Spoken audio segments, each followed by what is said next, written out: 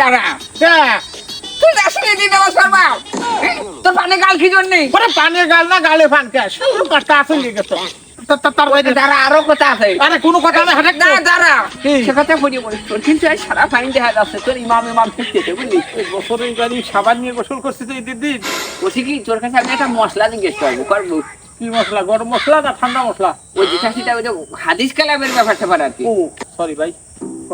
বসিলাম কি মনে করলাম আমি এদিন আমার শরীরে ঢুকিয়ে গেছি খুব টান উঠছে না হুজুর কষে ওয়াজ করতেছে আচ্ছা ওই মুহূর্তে যদি আমি পাই দিয়ে দেই তাহলে আমি কি করবো তুই আবার উদো করে আসবি এটা সহজ কথা ওদু করে আসবো মনে কর আমি দৌড় চলে আসলাম আবার ওদের দাঁড়া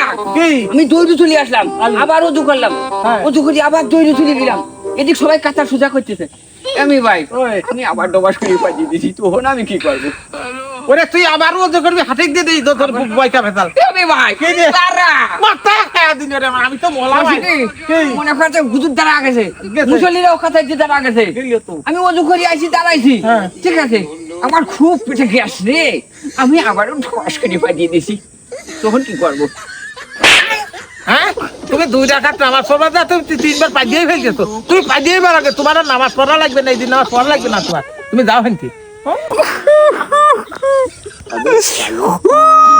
কষ্ট করে বুঝলি দিদি 3 দিন নাই না হতে 10 টাকা পাতার কথা কইছি আমার বাড়ি ছিঁড়ে চলে গেল